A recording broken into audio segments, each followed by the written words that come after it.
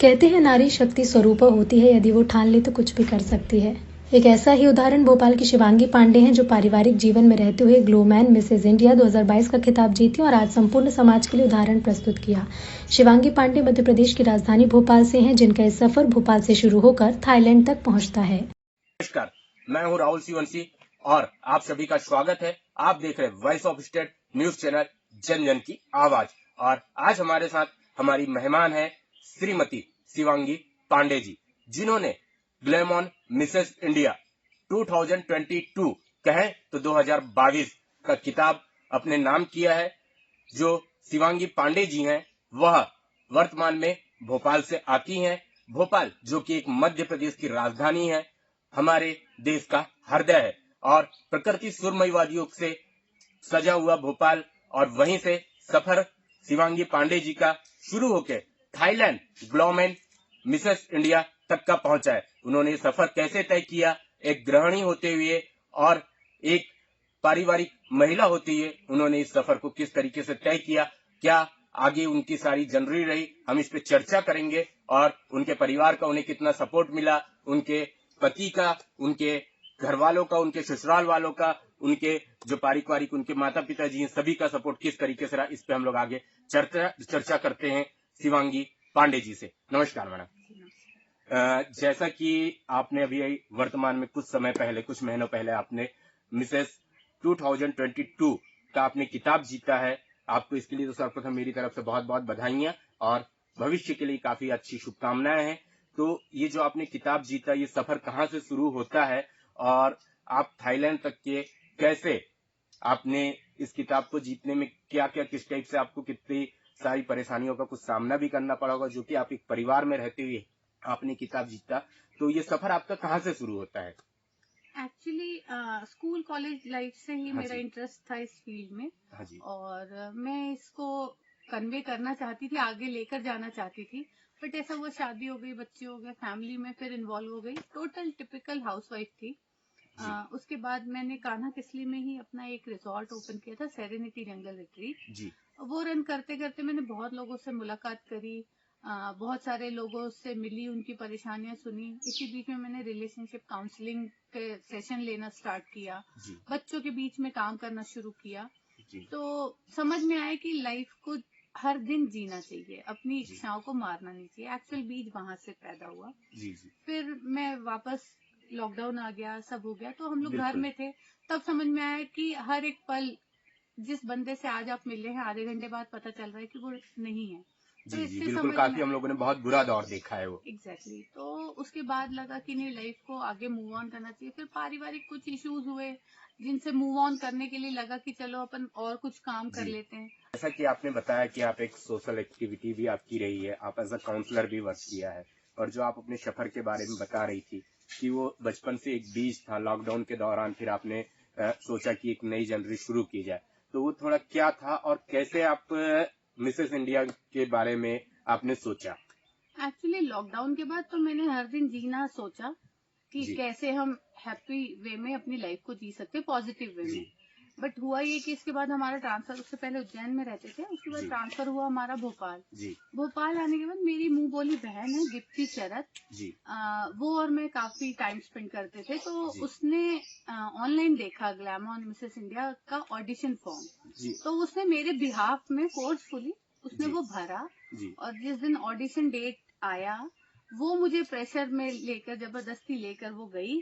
और जैसे मदर होती है ना, बदमाश बच्चे को बाहर खड़े होके करती है, लाइक दैट वो मेरे साथ खड़ी रही। मैंने ऑडिशन दिया, मैंने तो बहुत बेमन से ऑडिशन दिया था। मुझे लगा यहाँ से तो मैं वापस हो जाऊंगी, क्योंकि मैं 93 केजी की थी, मोटी। और उसके बाद आप फैशन वर्ल्ड में जाओ या इस फील्ड में जाओ, ये आप होप भी नहीं कर सकते। बट प्लस साइज का ये जो एडवांटेज था, बाय लक मेरा सिलेक्शन हुआ, मैं फाइनलिस्ट हूँ, ऐसा मैसेज आया। फिर उसके बाद एक्चुअल जर्नी वहां से शुरू हुई, जब ग्लैमॉन वालों ने मैसेज किया। किस्मत आपके साथ रही, कहीं बिल्कुल ही बोल सकती किस्मत का साथ तो जरूर रहा। और जो आपकी फ्रेंड रही, उसने आपको बिल्कुल एक जबरदस्ती करके आपका फॉर्म भरवा दिया। हाँ, जैसे जस्ट लाइक अ मदर, मतलब करना है, मतलब करना है, मतलब करना है। एंड देन मैंने वहां से अपनी जर्नी स्टार्ट की। ग्लैमॉन वालों की टीम से बहुत हेल्प मिला। उन्होंने सबसे पहले तो वेट रिड्यूस करने का था ये प्लस साइज, बट उसके बाद भी होता है कि आपको अपने आप में कॉन्फिडेंस कैसे बिल्ड करेंगे। बिल्कुल। तो आप अपने लुक्स पे ध्यान देंगे। लुक्स जी। पे ध्यान देने का सबसे पहला पॉइंट होता है आप अपना वेट रिड्यूस करें। जी। वहां से उन्होंने हेल्प शुरू की। मैंने बहुत मेहनत की है। 93 से 26 किलो कम किया मैंने 6 महीने के अंदर। इस जी। जर्नी में बहुत सारे हर्डल्स आए। कई बार आपकी होती है कि आपका मनोबल टूट जाता है कि ये बिल्कुल। मुझसे नहीं होगा। बिल्कुल। जब आपकी फेवरेट चीज सामने रखी है, आपको खाना है। आपने अपनी भावनाओं पे भी, खाने पे कंट्रोल किया, ये सबसे बड़ी बात रही। पार्टीज पे नहीं जाना है। बिल्कुल। टाइम पे सोना है, क्योंकि सुबह 6:30 बजे आपको जिम बिल्कुल। जाना है। जिम के इंस्ट्रक्टर आपको बहुत फोर्सफुली, मतलब आपको कई बार इतने, आपको ऐसा लगा होगा कि मैं नहीं कर सकती, मैं सब हटा देती हूँ, हाँ, कुछ इस टाइप मैंने से भी तो लगा उस होगा। 6 महीने में मेरे ख्याल से शायद 600 बार सोचा। हर दिन सोचती थी ये आखिरी है, इसके बाद नेक्स्ट डे नहीं करूंगी। जी। बट जैसे जैसे रिजल्ट आने लगा, आपकी एज से आप कम दिखने लगे, लोग आपको अप्रिशिएट करने लगे, तो आपको एक कॉन्फिडेंस बिल्ड होता है। एंड देन बिल्कुल। मैंने वहां से फिर पॉजिटिव वे में जी। कि अब करना ही है ऐसा जी। सोचकर शुरू किया। फिर सबसे बड़ी बात थी आउटफिट, जी। क्योंकि हमें हटकर दिखना था। बिल्कुल। तो वो आउटफिट फिर डिजाइन करने का पूरा, मतलब जान लगा दी। बहुत सालों पुराने मैगजीन, और आजकल तो खैर हम नेट ऑनलाइन है, है तो सब कंप्यूटर, कुछ सारी फटाफट चीजें करते नेट है, हैं। मोबाइल पे सब कुछ हाँ है। जी, तो फिर वहां से मैंने डिजाइन करके सब कुछ किया। ये सब तो करना फिर भी इजी था। सबसे दुखी था हमें हील्स कैरी करना। बिल्कुल। हम कहाँ, मतलब स्नीकर्स वाले, शू वाले, ऑल ऑफ अ सडन हमको 5 इंच के हील्स पे चलना जी। है। ये सबसे बड़ा टफ डिसीजन था मेरी लाइफ का कि मैंने करना है या नहीं करना है। जी। बट मेरे मित्र हैं कादिर भाई, हाँ जी। उन्होंने बहुत पॉजिटिव वे में मुझे पुश किया हाँ कि जी। नहीं तुम कर लोगी। हाथ पकड़ के चलने से लेकर हाँ जी। मैं 10-10 किलोमीटर हील्स पे चलती थी। जी। अब वॉक करना है, रेगुलर वॉक जी। करना है। मैं 29 डेज ओनली जी। जिम गई, हाँ जी। क्योंकि सुबह मुझसे उठा नहीं जाता था। बिल्कुल। तो मैंने वॉक शुरू किया। हाँ जी। वॉक शुरू करने में अब ऐसे सीधे सीधे वॉक करते तो बनता नहीं था, बोर लगता था। तो मैंने और मेरी सिस्टर ने ये प्लानिंग करी, वही सिस्टर दीप्ति। जी। हम रोज मार्केट जाते थे। हमारे घर से हम मॉल जाते थे। बिल्कुल। मॉल में गाड़ी खड़ी की, फिर वहां से हम पूरा मॉल सर्वे करते थे। ऐसे करने से हमको पता चलता था 10 किलोमीटर यानी हो गया। आपने डेली खुद ही वॉक शुरू कर दिया। वॉक शुरू किया, आप 100 लोगों से मिलते थे, आपको पता भी नहीं चलता था कि आप वॉक कर रहे हैं, और आपकी एक्टिविटी हो भी जाती थी, और रिड्यूस कर रही थी मैं। बिल्कुल। आपका जो फिटनेस रहा, फिटनेस मंत्र जो रहा, आपका फिटनेस गुरु कौन रहे? मेरे फिटनेस गुरु कादिर भाई थे। हाँ जी। वही हैं। बिल्कुल बिल्कुल। आप ये सारे मॉडल्स और ग्लैमर्स के लिए भोपाल जैसे शहर को कितना उपयुक्त पाती हैं आप? बहुत उपयुक्त है। आजकल आप देखिए, जितने भी आपके नेटफ्लिक्स में, अमेजन पे जितने भी सीरीज आ रहे हैं, शूट हमारे भोपाल में हो रहा है, बिल्कुल। आसपास के इलाकों पे हो रहा कह है। सकते हैं कि जो प्रकाश झा जी ने वहाँ से एक जो सफर शुरू करवाया था हाँ। राजनीति से, वो सफर जो कंटिन्यू चालू है, जो उनका भी वर्तमान आश्रम तक के भी चल रहा है, और आश्रम के भी कंटिन्यू शो चालू है। आप मानेंगे नहीं, वहाँ पे आप लोकेशन के लिए आपको परमिशन भारत भवन, सारी चीजें हैं। रुकना पड़ता है, वेट करना पड़ता है बिल्कुल। शूटिंग के लिए। बिल्कुल। क्योंकि हर दिन वहाँ पे कहीं ना कहीं शूटिंग होती ही रहती है। तो बिल्कुल। भोपाल इस फील्ड के लिए बहुत ग्रो कर रहा है। जी। और जब से मैंने ये खिताब जीता है, जी। तब से सितंबर 23 को मैं इंडिया आई हूँ, तब से लेके मैं अभी तक सिर्फ कैमरा ही फेस कर रही हूँ। बिल्कुल। जैसे कह सकते हैं कि जब आपका सारा जो वेट वगैरह, आपका जो बॉडी फिटनेस उस टाइप से हो गया, फिर आगे की जर्नी कैसी रही? आप थाईलैंड जब पहुंचा, आप सिलेक्टेड हो गई, तो फिर आगे वहां पे आपके काफी ज्यादा कॉम्पिटिटर्स थे, उनमें आपने फिर किस टाइप से आपका सफर आगे बढ़ा? सेमीफाइनल, फाइनलिस्ट तक का क्या सफर रहा? 60 फाइनलिस्ट थे हम जी। पूरे इंडिया से। जी। वहां पे हम पहुंचे थे 42। जी। कुछ को इंजरी हो गई और किसी के घर में कुछ इश्यूज हो गए, तो लोग नहीं आए थे। बिल्कुल। बट वहां पहुंचने तक की जर्नी तो बहुत इजी थी, जी। बिल्कुल टफ नहीं थी। जी। और जैसे ही हम पहुंचे, हम 2 बजे दिन में पहुंचे थे, जी। 16 तारीख को, जी। 16 सितंबर को। बिल्कुल। और 2 घंटे बाद हमारा फर्स्ट सेशन था। जी। वो 2 घंटे की जो हमें टाइम ड्यूरेशन दिया गया था, बहुत स्ट्रिक्ट थे वो लोग। जी। उन्होंने मेंटोर्स हमें प्रोवाइड किए थे, जी। जो हमें ग्रूम कर रहे थे कि बिल्कुल। How to sit, how to talk, how sorry to चीज वॉक। ग्रूमिंग के लिए, आप लोगों के लिए। एंड देन हमारा डाइट फॉलो करना। जी। हमें लिमिटेड बहुत लिमिटेड खाना पानी दिया जाता था। हमें 1 गिलास पानी दिया जाता था जिसको पूरे दिन चलाना होता जी। था, और हमारा सेशन शुरू होता था 5:30 और जी। खत्म होता था 1 बजे तक। बीच जी। में हमें ब्रेक दिया जाता था, बट हमें मेकअप करना, ऐसे आउटफिट के साथ चलना फिरना, ये सब वो लोग हमें सिखा रहे थे, ग्रूम कर रहे थे। जी। बहुत स्ट्रिक्ट थे बट हेल्पिंग नेचर के थे। जी। हमें जस्ट लाइक इतने बड़े होने के बाद, हम बड़े बड़े बच्चों के माँ बाप हैं, हमें स्टूडेंट की तरह लाइफ हमने वहां देखा। और जो बिल्कुल। हमारे टीचर्स थे, मेंटोर थे, कोई 25 साल का, कोई 27 साल का, कोई 30 साल का, तो हमें ऐसा लगता था बाद में मिलो बताते हैं, पर उस टाइम पे टीचर थे तो बिल्कुल। उनसे बिहेव करना भी उन्होंने सिखाया, क्योंकि माँ बाप को सिखाना थोड़ा टफ होता है ना, और हम बिल्कुल। सब मैं माँ बाप। आपसे यहाँ पे एक छोटा सा और क्वेश्चन करना चाहूंगा कि अपने से छोटे एज के गुरु को देखने में कैसा फील कर रही थी आप, कैसा लग रहा था आपको? बिल्कुल अपने टीचर से जैसा डर लगता है ना, बिल्कुल वही डर था, क्योंकि उन्होंने फर्स्ट इम्प्रेशन ही आते ही हमें डरा दिया था कि I am this and that, और हमारे पास टाइम नहीं है, आपका भी टाइम हम किल नहीं करेंगे, और हम ये सब करेंगे। पॉजिटिव था, बिल्कुल। इंटरेस्टिंग था, और स्टूडेंट लाइफ जीने का जो हमें मौका मिला वो बहुत अच्छा था। एक बार फिर से आपने सारे पारिवारिक जीवन के बाद आपने स्टूडेंट लाइफ फिर से जिया। हाँ, मेरे साथ मेरा छोटा बेटा गया था। हाँ जी। वो मुझे देखता था। क्या एज है अभी उसकी? 18 के, अभी फर्स्ट ईयर में है। ओके। क्या ऐसा बच्चे क्या फील करते हैं आपके, क्या बोलते हैं? अब वो कुछ बोलते होंगे, मम्मी आप तो इतना बड़ा नाम हो गया है, या कुछ और क्या बोलते हैं उन लोग वो वर्तमान में? बहुत प्राउड फील करते हैं। वो मेरी जर्नी में भी बहुत हेल्प की है। मेरा बड़ा बेटा है लेनॉर्ड, हाँ जी। वो फिटनेस फ्रीक है। उसने भी 103 किलो से आज वो 70 किलो का हुआ है, और मतलब वी शेप बॉडी, मतलब गोलू मोलू बच्चा अचानक से एकदम ट्रिम श्रिम यानी होके। कहीं ना कहीं उसने आपसे भी प्रेरणा लिया और मैंने उससे ली। अच्छा। वो पिछले 6 सालों से इस चीज को ओके। कर रहा है। हाँ जी।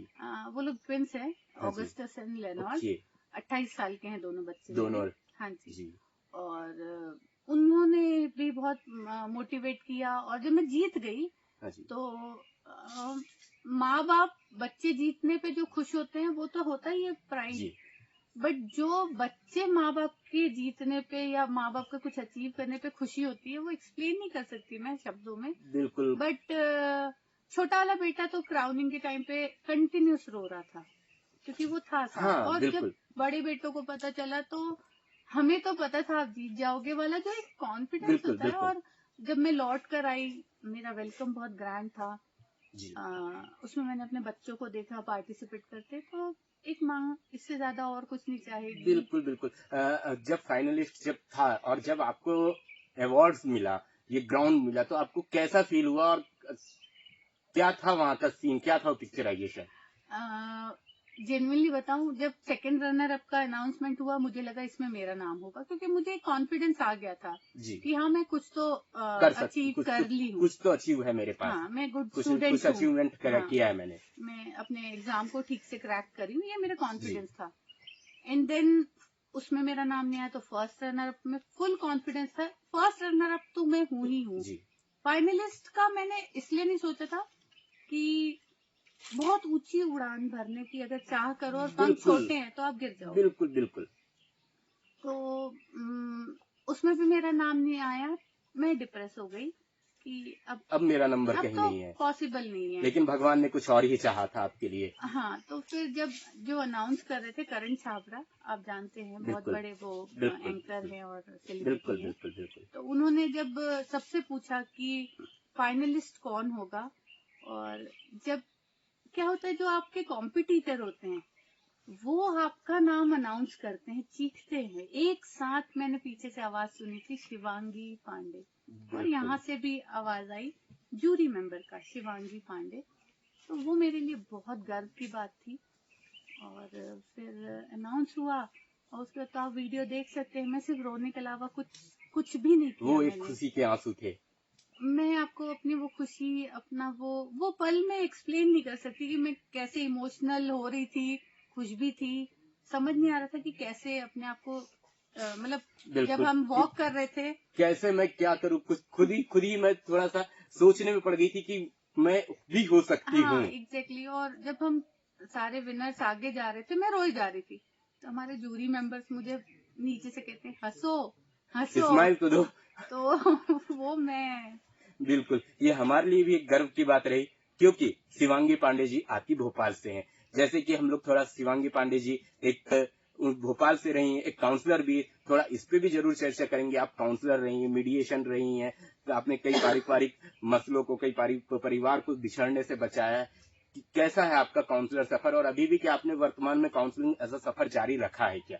हाँ जी, मेरे 1100 से ज्यादा क्लाइंट हैं, जिसमें सिर्फ 4 का ही तलाक हुआ है जी। और बाकी बाकी घर को आपने टूटने से बचाया है। हाँ, मैंने बचाया है या ये ऊपर वाले ने वो क्षमता दी थी आपको। एक्चुअली क्या होता है ना, हम सब जानते हैं जो चीजें मैं लोगों को बोलती हूँ वो सब कोई जानता है, हर कोई जानता है अपने दिल के अंदर कि ये ऐसे करने से ऐसा होगा, बट वो एक किसी बाहर वाले से सुनना चाहते हैं। बिल्कुल। तो ये भूमिका मैं करती हूँ। बहुत जल्दी लोग मुझसे कनेक्ट कर जाते हैं, तो वो अपने दिल की बात बोल जाते हैं, और ऊपर वाले का करम है कि अभी भी चल ही रहा है काउंसलिंग सेशन और अच्छा है। बिल्कुल, आप एक सोशल एक्टिविटीज हैं। आपसे मैं थोड़ा सा महिला सशक्तिकरण के संदर्भ में भी चर्चा करना चाहूंगा। आप एक महिला हैं, आगे आप महिलाओं को एज सशक्त करने के लिए और उनकी भूमिका समाज में और बढ़े। जो कहते हैं कि आज भी इंडिया का जो समाज है वो प्रथम पुरुष है। आप क्या ऐसा कुछ आप अपनी तरफ से क्या क्रिएट करना चाहेंगी जिससे कि महिला भी बराबर में आके खड़े हुए? कहते तो हैं आज की महिला बराबर में खड़ी, लेकिन कहीं ना कहीं पुरुष प्रथम है। ऐसा क्या करना चाहेंगे?